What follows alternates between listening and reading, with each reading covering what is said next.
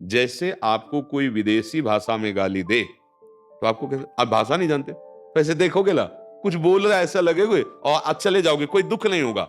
बाबा बोले जब आपकी भाषा में आपको गाली दे, अपमानित करे, और आप वैसे ही चले जाओ जैसे विदेशी भाषा में सुनने पर, तब आपको माना जाएगा कि आपका साधन ठीक चल रहा है। अब मान और अपमान, लाभ और हानि, सुख और दुख, ये द्वंद्व है। अगर आप भजन नहीं करते, सत्संग नहीं सुनते, तो इन्हीं द्वंद्वों में पिसोगे। कमाल जी उनके संकल्प पुत्र थे, उनका चलती चक्की देख के दिया ठठाए कमार, और राह सहारे कील के तो बाल न बाका जाए। चक्की चल रही है और जो दाना कील के सहारे में आ गया वो पिसेगा नहीं, चाहे घंटों चलती रहे। तो पूरे संसार चक्र की कील है ब्रह्म भगवान हरि। अगर इनकी शरण में आ जाओ तो ये द्वंद्व पीस नहीं पाएंगे। निर्द्वंदो भवति, कोई भी द्वंद्व तुम्हें स्पर्श, ये द्वंद्व है, मान अपमान, सुख दुख, लाभ हानि।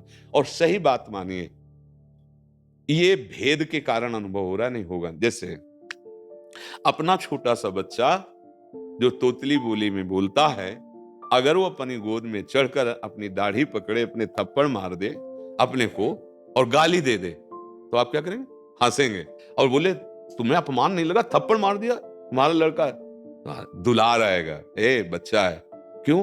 क्योंकि अपनापन है ना, लौकिक अपनापन से बात बता रहा हूं। और अगर भगवत भाव का अपनापन है कि मेरे प्रभु ही सब में है, तो अपमान का बोध नहीं होगा, निंदा का बोध नहीं होगा, दुख का बोध नहीं होगा। चाहे भक्ति मार्ग से चलो, चाहे ज्ञान मार्ग से चलो, बिना सम हुए आप दुखों की निवृत्ति नहीं कर सकते। यहां केवल अध्यात्म शब्दों की चर्चा होती है, व्यवहारिक शब्दों का यहां कोई महत्व नहीं। हम जब व्यवहार में उतरते हैं तब हम फिसल जाते हैं, तब हम अध्यात्म को समझ नहीं पाते।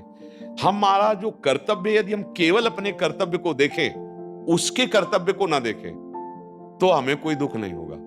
हम अपने कर्तव्य को तो कर रहे हैं, अपने कर्तव्य के बदले में उससे हम कर्तव्य चाहते हैं कि हम आपको इतना प्यार करते हैं, ऐसे चल, तो आप कम से कम इतने मृदु वचन तो बोल सकते हो ना। आप कड़वा क्यों बोले हमारे लिए?